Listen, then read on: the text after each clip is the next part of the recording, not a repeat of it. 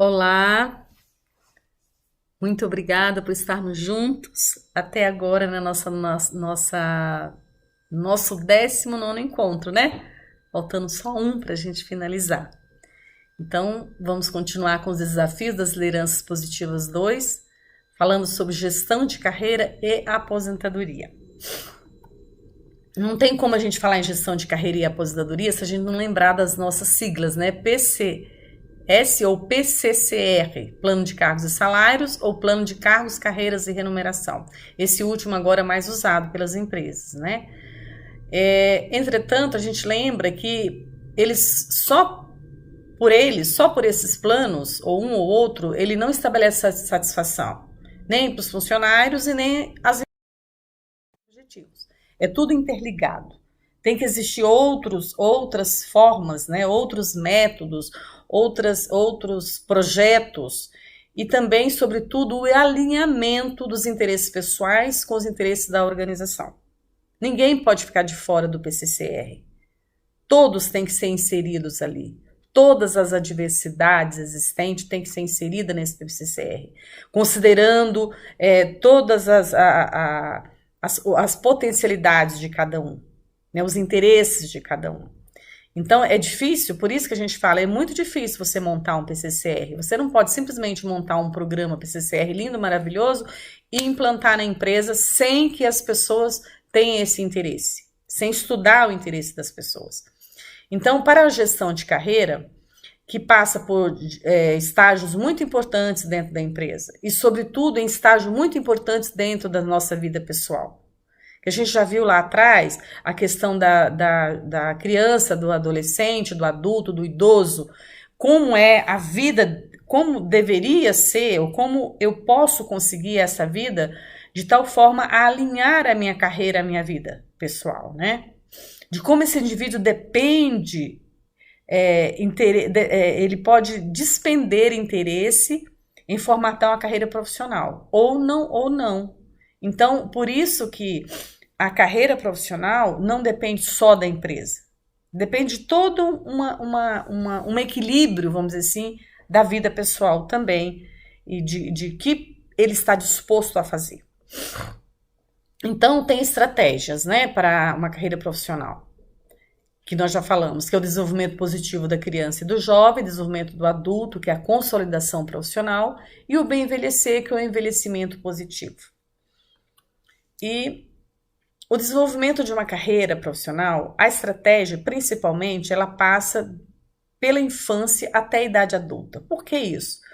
Eu tive uma boa educação, eu tive uma boa escola, eu tive um bom relacionamento enquanto era criança, eu tive bons professores, enfim, de todos aqueles fatores que nós falamos lá nas outras aulas, que depende de uma criança, né? O cuidado que a gente tem que ter com a criança, passando pelos jovens, inclusive, né? Então, são estratégias de desenvolvimento positivo, reconhecimento das qualidades, dos potenciais das crianças e dos jovens, né? Construindo realmente a identidade positiva dessas crianças e dos jovens, né? Com crenças mais positivas para o futuro. É deixar que ele escolha a sua profissão, claro, a gente dá aquele suporte, aquele apoio, né? Mas que não nos deixamos levar por nossas necessidades. Muitas vezes, antigamente, não muito antigamente, mas às vezes até hoje também, o pai determina, você vai ser jogador de futebol, você vai ser médico, você vai ser dentista, você vai ser isso. Antigamente era, você vai ser padre, você vai ser doutor, você vai ser advogado, você vai casar com um homem rico, né? Era mais ou menos assim, quem determinava as carreiras profissional era realmente os pais. Hoje os jovens, graças a Deus, têm essa possibilidade de discernimento, de escolha da sua própria carreira, né? De escolha da melhor estratégia para ter uma carreira profissional adequada. E isso, as estratégias de carreira profissional passa principalmente, e ela é colhida, vamos dizer assim, os seus frutos, ela é colhida a partir da sua idade adulta. É aquela hora do seu envolvimento total na sua profissão. É a hora da compensação profissional. Né? É a hora que você está no auge das suas competências, das suas habilidades, das suas atitudes. Atitudes essa que pode passar, inclusive, pela sua integridade moral. É a hora que você vai ter aquela paz na vida. Então é muito triste quando você percebe senhores, né, no auge da sua profissão, em vez de estar tendo esse círculo social amplo, benéfico, a hora de doar benefício, na hora de você ser o guardião do significado da sua vida, você está sendo preso. Porque por falta da sua integridade. Então você não vai ter paz, porque quando você está vivendo o filé da sua vida, que é a fase adulta da sua vida, é a hora das suas maiores compensação profissional, da saúde, dos filhos crescendo, a hora maior da sua felicidade, a hora que você espantar todos os malefícios da sua vida, você peca pela sua integridade. Né? Então, essa estratégia positiva se deve ter a integridade para que você tenha paz na sua vida. E aí as características do envelhecimento, né? Do bem envelhecer. Que tem lá aquele estudo, né, do Roney, que fala dos 3 componentes do bem envelhecer. Evitar doenças, envolver-se com a vida e manter-se em alto funcionamento cognitivo e físico. Então, a sua carreira profissional, ela vai ter tudo a ver com esses componentes básicos. Se você escolher uma carreira boa, se você trabalha direitinho, se você tem uma integridade, se você é feliz com a sua carreira, não estamos falando aqui de riqueza, de milionários, estamos falando de vida normal, né? Estamos falando de pessoas que têm o domínio positivo em todas aquelas etapas da vida. Se você teve esse domínio positivo em todas as etapas da sua vida, você não precisa evitar doenças porque você não vai ter. A sua bagagem não é composta de doenças crônicas. E sim doenças do próprio envelhecimento, né? Que isso é quase inevitável. Mas se você realmente envolveu com a sua vida de uma forma positiva, o seu envelhecimento, a sua aposentadoria também será envolvida com a vida. Será uma vida de positividade, de felicidade completa, né? E a gestão de carreira e a aposentadoria, acontece o seguinte, o ser humano, as empresas da maneira geral, ainda muito raramente, elas têm uma gestão que normalmente não tem. Porque supõe-se que, se eu escolhi uma profissão adequada, se eu estou feliz com a minha vida profissional, eu vou ter uma evolução e uma carreira profissional adequada para o envelhecimento. Mas é o contrário, nós precisamos inserir nos PCCRs uma forma de gerir a aposentadoria. Uma forma a ter um amparo maior na aposentadoria. O Brasil tem leis, né, com o INSS, tem vários outros, exatamente por isso, porque todo mundo confia na questão do INSS, confia na questão, eu vou ter minha aposentadoria, estou falando isso em empresa privada, né, no CLT. E esquece que dentro dos PCCR deveria existir alguma coisa ligada à aposentadoria. Existem os planos, eu diria até um pouco perverso, das questões da financeira, né? Quando você tem aquelas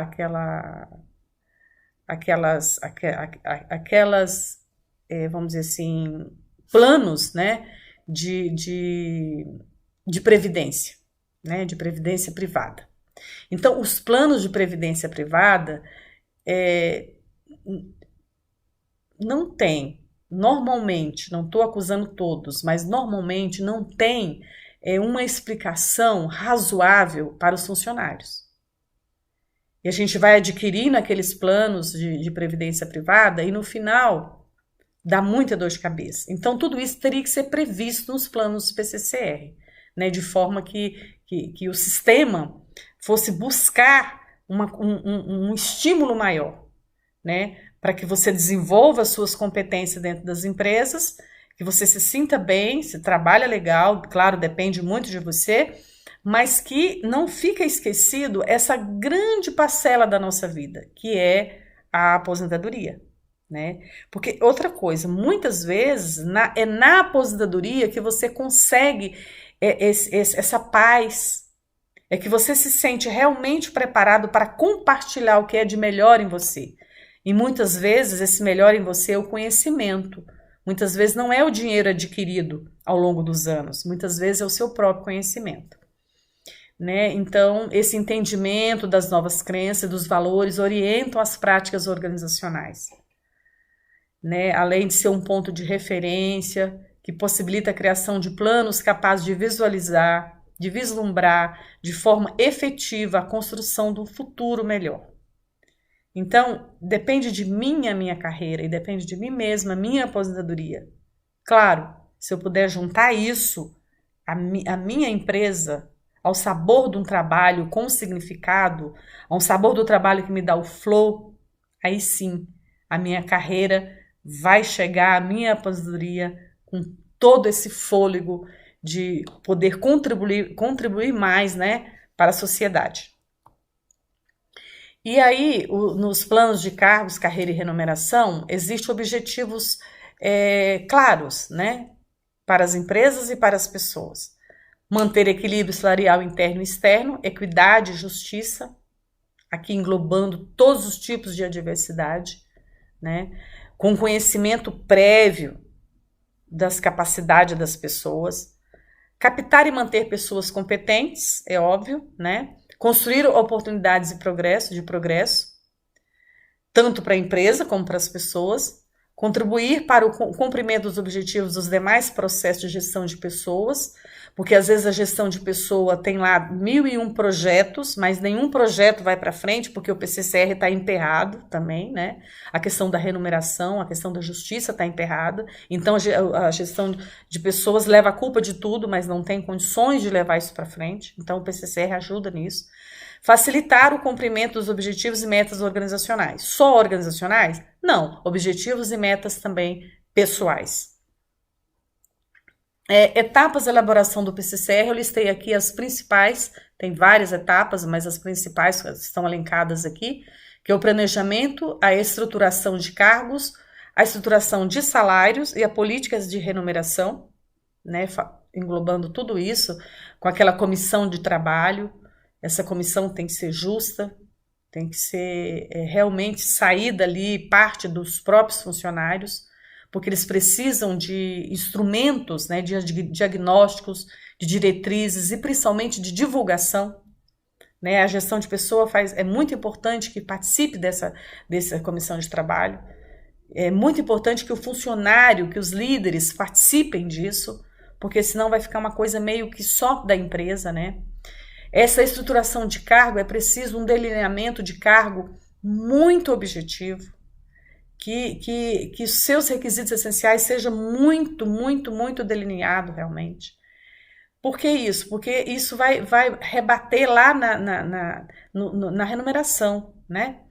Então, a estrutura de salário tem que ter aquela pesquisa salarial externa e interna, e tem que ter políticas justas, né? Políticas realmente eficazes, porque não adianta você ter um plano de cargos e salário e não ser justo na hora que você faz uma avaliação de desempenho, por exemplo, quando você percebe o seu clima organizacional terrível. Ah, mas eu tenho um PCCR muito bom. É bom, mas se é muito bom, por que o seu clima está tão ruim? Né? Políticas de remuneração com justiça. Eles fazem por competência, indireta ou direta, participação nos lucros, né? Então tem várias modalidades aí, é escolher a que melhor adequa a sua empresa, o que melhor adequa ao pensamento dos funcionários. É possível fazer isso?